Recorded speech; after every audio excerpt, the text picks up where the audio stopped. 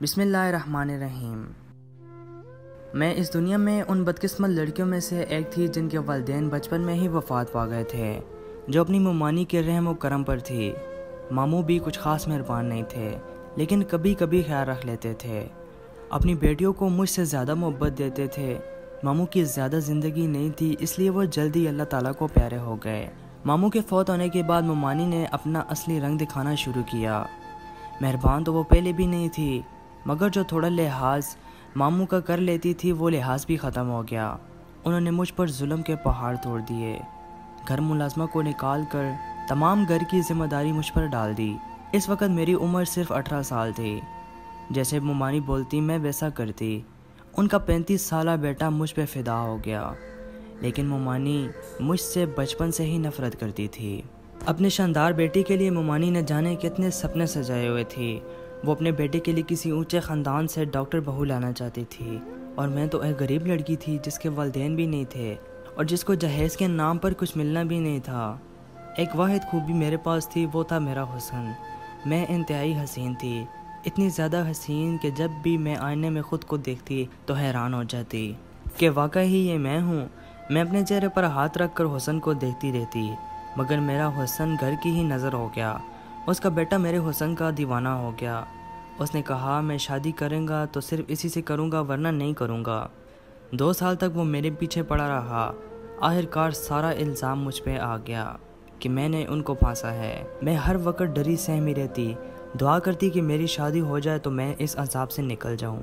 میں ہرگز بھی ممانی کے بیٹے سے شادی نہیں کرنا چاہتی تھی، کیونکہ ممانی کے بیٹے سے شادی کرنے کا مطلب تھا ایک بار پھر اسی جہنم میں زندگی گزارنا۔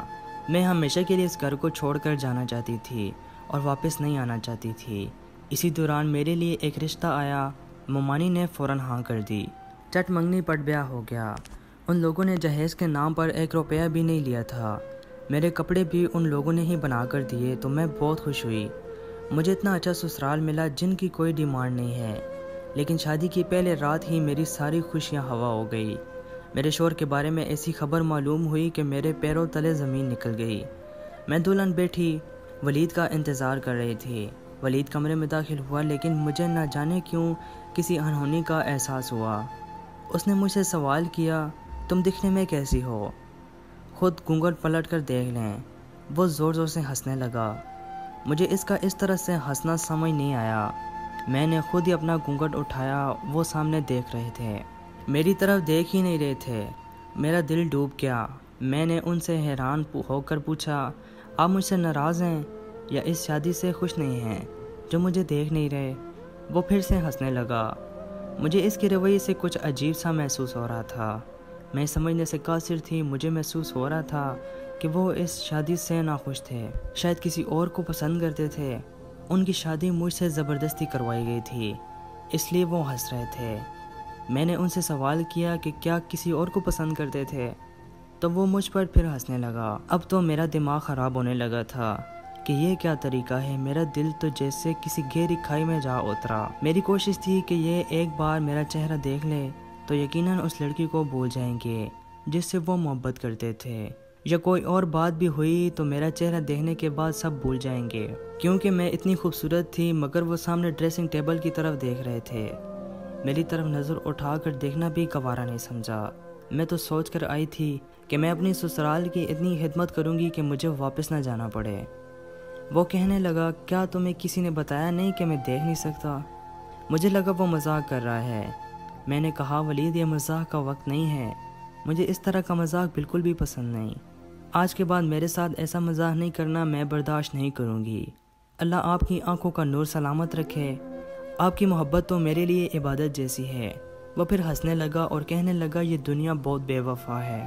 اگر انسان کے اندر کوئی خوبی ہو تو اسے محبت کرتی ہے، اگر اسی انسان کے اندر کوئی خوبی نہ ہو تو کسی قسم کی کمی ہو تو یہی دنیا با وفا سے بے وفا ہو جاتی ہے۔ تم میری محبت کو عبادت کا درجہ دینے جا رہی تھی، مگر میں تمہیں بتا دوں کہ میں تمہاری محبت کے لائق نہیں، کیونکہ میں ایک اندھا شخص ہوں اور میں نے سب سے سن رکھا ہے کہ تم بہت حسین ہو، مگر افسوس کہ میں تمہارے حسن کو دیکھ نہیں سکتا۔ وہ بولتے جا رہا تھا، لیکن مجھے اب بھی محسوس ہو رہا تھا کہ وہ مذاق کر رہے ہیں۔ اب اس مذاق پہ غصہ آ رہا تھا، لیکن تھوڑی ہی دیر بعد مجھے احساس ہو گیا کہ یہ بات مذاق نہیں بلکہ حقیقت ہے۔ میرے سپنوں کا محل ایک پل میں ٹوٹ گیا۔ میں یہاں جس انسان کے قدرے پر آئی تھی وہی انسان مجھے دیکھ نہیں سکتا۔ جو مجھے دیکھ نہیں سکتے وہ میرا سہارا کیا بنے گا؟ اسے تو خود سہارے کی ضرورت ہے۔ میرے ساتھ دھوکہ ہوا تھا اور بہت بڑا دھوکہ ہوا تھا۔ یہ دھوکہ میری ممانی اور میرے سسرال والوں نے کیا تھا۔ میرے غصے سے برا حال ہو گیا۔ میں اٹھ کھڑی ہوئی۔ آپ لوگوں کو شرم نہیں آئی ایک غریب مسکین لڑکی کے ساتھ اتنا بڑا دھوکہ کرتے ہوئے؟ میں نے غصے سے کہا تو ولید بولے، تمہاری ممانی کو پتا تھا کہ میں دیکھ نہیں سکتا ہوں، انہوں نے تمہیں نہیں بتایا۔ اس میں نے نہیں، تمہاری ممانی نے تمہیں دھوکہ دیا ہے۔ انہوں نے ہم سے کہا تھا کہ لڑکی اس رشتے پر راضی ہے۔ میں نے کہا میں کیسے راضی ہو سکتی ہوں ایک ایسے انسان کے ساتھ جو دیکھ ہی نہیں سکتا؟ یا خدایا میں اب کہاں جاؤں؟ میرے پاس واپس جانے کا بھی کوئی راستہ نہیں۔ میں نے سوچا تھا کہ میں اس جہنم میں دوبارہ نہیں جاؤں گی۔ اب میں کہاں جاؤں؟ میں زور زور سے کہتے ہوئے رونے لگی۔ وہ بستر پر سو گئے۔ میں پوری رات جاگتی رہی۔ رات کے نہ جانے کس پیر میری آنکھ لگ گئی۔ جب میری آنکھ کھلی تو ولید سو رہا تھا۔ اٹھنے کے بعد انہوں نے سہارے کی تلاش کی، مگر میں اتنے غصے میں تھی کہ میں نے سہارا دینا بھی گوارا نہیں سمجھا۔ وہ خود ہی اندازے کے مطابق واش روم چلے گئے۔ پھر تھوڑی دیر بعد باہر نکلے تو میں نے ان سے کوئی بات نہیں کی۔ اس نے مجھے پکارا کہ تم یہاں ہو۔ میں کمرے میں ہی موجود تھی، مگر میں نے ان کی بات کا جواب نہیں دیا۔ میرا دل اتنا چور ہو چکا تھا جس کی کوئی حد نہیں تھی۔ میں 20 سال کی تھی، ایک خوبصورت لڑکی تھی جس پر ظلم ہوا تھا۔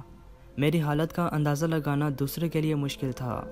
جوتا پاؤں میں کہاں تکلیف دیتا ہے، جوتا پہننے والا ہی جانتا ہے اور کوئی نہیں۔ مجھے بھی بہت تکلیف ہو رہی تھی۔ میری تکلیف سے صرف میں ہی واقف تھی۔ یوں ہی گزرتے گئے۔ میرا سسرال میں بالکل بھی دل نہیں لگ رہا تھا۔ میری ساس نے کہا کہ ہم نے آپ کی ممانی کو اس حقیقت سے آگاہ کیا تھا۔ انہوں نے کہا کہ تم راضی ہو اور انسانی ہمدردی کی خاطر ولید سے شادی کرنا چاہتی ہو۔ ہمیں وارث چاہیے تھا، اب مجھے تم وارث دو گی۔ مجھے اب احساس ہو گیا تھا کہ اس میں میرے سسرال والوں کی غلطی نہیں تھی۔ میری ممانی نے ہی میرے ساتھ ظلم کیا۔ کیا ضرورت تھی اپنے اندھے بیٹے کی شادی کرنے کی؟ میں نے غصے سے کہا تو میری ساس نے رونا شروع کر دیا۔ میں نے غصے سے کہا اندھے کو اندھا نہ کہوں تو اور کیا بولوں؟ میں ایسے پتھر دل لڑکی نہیں تھی، مگر حالات نے مجھے پتھر دل اور بے حس بنا دیا تھا۔ دوسروں کے جذبات اور احساسات کی مجھے کوئی فکر نہیں تھی۔ میرے جذبات چکنا چور ہو گئے تھے۔ میں بری طرح سے ٹوٹ گئی تھی۔ سمجھ نہیں آتا تھا کہ کیا کروں۔ میں نے بہت کوشش کی دل لگانے کی، مگر میرا دل نہیں لگ رہا تھا۔ میں چاہتی تھی میرا حق مجھے ملے۔ میں ہر وقت چھپ کر روتی۔ ولید میری سسکیں سنتے، مگر ان کا وجود مجھے برداشت نہیں ہوتا۔ میری شخصیت منفی ہو گئی تھی۔ اس دوران ولید نے کہا میں شہر سے باہر جا رہا ہوں، واپس آنے میں دیر ہو جائے گی۔ ڈرائیور کے ساتھ جاتے اور ڈرائیور کے ساتھ ہی واپس آتے۔ وہ چلے گئے تو میں نے سکون کا سانس لیا۔ میں کام بھی کوئی نہیں کرتی تھی۔ مجھے بہت غصہ آتا تھا۔ سارا کام نوکرانی کرتے، یہاں پر یہ سہولت تھی نہیں تھی تو بس میرے دل کی خوشی نہیں تھی۔ آدھی رات شدید پیاس کی وجہ سے میری آنکھ کھلی تو میں کچن میں آ کر پانی پینے لگی تو اچانک سے میرے منہ پر کسی نے ہاتھ رکھ دیا۔ تم بہت خوبصورت ہو، جب سے تمہارے حسن کو دیکھا ہے دیوانہ ہو گیا ہوں۔ میں تمہارے شوہر کی غیر موجودگی میں آنا چاہتا تھا کہ میں اپنی محبت کا اظہار کر سکوں۔ تو میں بتا دوں میں تمہارے پڑوس میں رہتا ہوں، روزانہ تمہیں اپنی کھڑکی سے تمہیں دیکھتا ہوں۔ تمہاری شادی ایسے انسان سے ہوئی جو تمہیں دیکھ ہی نہیں سکتا۔ وہ میرے کان میں آرام سے بولتا جا رہا تھا۔ میں نے آنکھ گھما کر دیکھا تو اس نے نقاب پہنا ہوا تھا۔ میں قسمت اور حالات کی ماری ہوئی لڑکی تھی۔ مجھے اس کی بات بہت اچھی لگی اور ایسی ہی باتیں میں سننا چاہتی تھی جو میرے حسن کو سرائے۔ میں نے اسے اشاروں سے کہا مجھے بولنے دو، تو اس نے میرے منہ سے ہاتھ ہٹا دیا۔ میں نے پوچھا تم کون ہو؟ اس نے کہا میں تم سے محبت کرتا ہوں اور روزانہ تمہیں دیکھتا ہوں۔ میں نے کہا تم یہاں سے چلے جاؤ، میرا شوہر آ جائے گا۔ اس نے کہا میں تمہارے شوہر کی خبر ہے، وہ کل ہی آئے گا۔ لیکن مجھے اپنی ساس کا خوف تھا، میں نے اسے بھگا دیا۔ لیکن ولید جب بھی کام سے کہیں دور جاتے تو وہ آ جاتا، نہ جانے وہ کیسے چھپ کے آ جاتا۔ ہم دونوں باتیں کرتے اور وہ میرے حسن کی تعریف کرتا۔ میں سنتی تو مجھے اچھا محسوس ہوتا، مگر وہ ہمیشہ نقاب ہی رکھتا تھا۔ میں نے اسے کئی بار کہا مجھے اپنا چہرہ دکھاؤ، لیکن اس نے کہا کہ وقت آنے پر دکھاؤں گا۔ اس کی آنکھیں بہت اچھی تھی اور اس کی باتیں بھی، مجھے اس کی محبت بھری باتوں کی عادت ہو گئی تھی۔ وہ سارا دن بھی فون پہ مجھ سے محبت کی بھری باتیں کرتا تھا۔ وہ سارا دن مجھ سے فون پہ محبت بھری باتیں کرتا۔ میری زندگی میں مجھے جو محبت چاہیے تھی وہ مل رہی تھی، مگر ایک نامحرم سے کافی عرصے تک یہ سلسلہ چلتا رہا، لیکن کبھی اس نے کوئی غلط حرکت نہیں کی۔ مجھے اب یہ بھی خوف نہیں رہا کہ کوئی اجنبی شخص میرے کمرے میں آ جاتا ہے، اور وہ غلط بھی کر سکتا تھا۔ کسی اجنبی پر اعتبار کرنا کس قدر مشکل تھا۔ میرا تو دل اندھا ہو چکا تھا۔ میں کیا کر رہی ہوں مجھے نظر نہیں آ رہا تھا۔ ایک رات ہم باتیں کر رہے تھے کہ ولید کی کال آ گئی۔ میں آ رہا ہوں۔ میں حیران ہوئی کہ وہ اچانک کیسے آ گیا۔ میں اس سے کہا کہ وہ کہیں چھپ جائے۔ ولید گھر میں داخل ہو چکا تھا۔ اس نے کہا مجھے چھپنے کی کیا ضرورت ہے، تمہارا شور تو دیکھ ہی نہیں سکتا۔ لیکن یہ سوچ کر مجھے بھی ہنسی آ گئی۔ پھر اس نے کہا کہ میں جاتا ہوں۔ اب وہ چلا گیا۔ پھر ولید اندر آئے، میں نے کوئی بات نہیں کی۔ انہوں نے سلام کیا، میں نے سلام کا جواب دیا، پھر لیٹ گئے۔ نیند نہیں آئی۔ میں نے محسوس کیا کہ ولید بھی نہیں سوئے۔ تھوڑی دیر بعد اچانک سے بول پڑے، نازنین تمہیں معلوم نہیں ہے میرے والد بھی اندھے تھے اور میری ماں بے حد حسین تھی۔ خاندان والوں کے دباؤ میں آ کر میری ماں نے شادی تو کر لی، لیکن ایک اندھے انسان کے ساتھ زندگی بسر کرنا بہت مشکل لگ رہا تھا۔ میں جب پیدا ہوا تو والدہ نے اپنا دل مجھ سے لگا لیا، لیکن ان کا دل مجھ سے بھی اٹھ گیا۔ پھر انہوں نے اپنا دل کہیں اور لگا لیا۔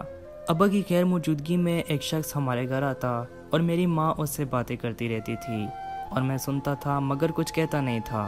جیسے ہی اس نے یہ بات کی میری جان نکل گئی۔ یہ تو میری ہی کہانی تھی جو مجھے سنائی جا رہی تھی، یعنی میری ساس کے ساتھ ایسا ہوا اور میری ساس نے یہ ظلم پھر سے دہرایا۔ جانے انجانے کیوں ایسا لگ رہا تھا کہ میری ساس نے اپنی محرومی کا بدلہ مجھ سے لیا۔ ولید پھر سے بولنا شروع ہوئے کہ مجھے اب کسی قسم کا خوف نہیں تھا۔ میرا بچپن ختم ہوا، یہاں کہ میں جوان ہو گیا تھا۔ وہ شخص نہ جانے کہاں چلا گیا۔ میرے والد کو ساری زندگی پتہ نہ چل سکا کہ اس کی غیر موجودگی میں گھر کوئی آتا تھا۔ پھر میری ماں اتنی ڈھیٹ بن گئی تھی کہ ان کو میرے والد کی موجودگی اور غیر موجودگی سے کوئی فرق ہی نہیں پڑتا تھا۔ میرے والد کی موجودگی میں وہ شخص گھر آتا اور میری ماں اس کو دوسرے کمرے میں لے جاتی اور مجھے ان کی باتوں کی آواز آتی۔ ان دنوں مجھے معلوم ہوا کہ وہ میری ماں کا کزن تھا جو میری ماں سے بہت محبت کرتا تھا۔ مجھے اپنے والد کو دیکھ کر بہت دکھ ہوتا تھا، مگر میں نے کبھی انہیں نہیں بتایا۔ تم تو جانتی ہو میں پیدائشی اندھا نہیں تھا، میں اپنی ماں کو دیکھتا تھا۔ یہ اندھا پن آہستہ آہستہ سے میری آنکھوں میں آیا، کیونکہ یہ اندھا پن مجھے اپنے باپ کی وراثت میں ملا تھا۔ میں لڑکپن میں پہنچا تو بالکل اندھا ہو چکا تھا۔ مجھے خوشی تھی کہ میں اب دیکھ نہیں سکتا میری ماں کیا کرتی ہے۔ میں نے سوچا کہ مجھے دوسروں کی خاطر اپنی زندگی برباد نہیں کرنی چاہیے، اس لیے میں نے اپنا علاج کروانا شروع کر دیا تھا۔ نازنین شادی کی رات جب میں نے تمہارے حسن کو دیکھا تو دیکھ کر حیران رہ گیا۔ ولید کہتے کہتے خاموش ہو گئے اور ان کی بات سن کر میں چونک گئی۔ وہ تو اندھے تھے مگر انہوں نے میرا حسن کیسے دیکھ لیا۔ میں جھٹکے سے اٹھ بیٹھی اور اندھیرے میں ان کی موجود کو دیکھتی رہی جو سائے کی طرح نظر آ رہا تھا۔ آپ نے مجھے کیسے محسوس کیا؟ آپ تو مجھے دیکھ ہی نہیں سکتے۔ میرا دل ٹوٹ گیا۔ مجھے اپنی آواز کانپتی ہوئی سنائی دے رہی تھی۔ وہ کیا کہہ رہے تھے؟ وہ دیکھ سکتے تھے یا پھر وہ مذاق کر رہے تھے جو میرے ساتھ ہو رہا تھا؟ وہ کہنے لگے میں اپنا علاج کروانا شروع کیا۔ میرا زیادہ مسئلہ نہیں تھا، آپریشن کی وجہ سے میری آنکھیں ٹھیک ہو گئی۔ اس وقت میں دیکھ سکتا تھا۔ میری ماں نے میری شادی کا فیصلہ کیا، میں نے یہ فیصلہ قبول کیا۔ میری ماں نے تمہاری تصویر مجھے دکھائی، وہ مجھے اب تک اندھا سمجھتی تھی۔ میں نے کچھ کہا بھی نہیں، میرا دل تو ان سے اٹھ چکا تھا۔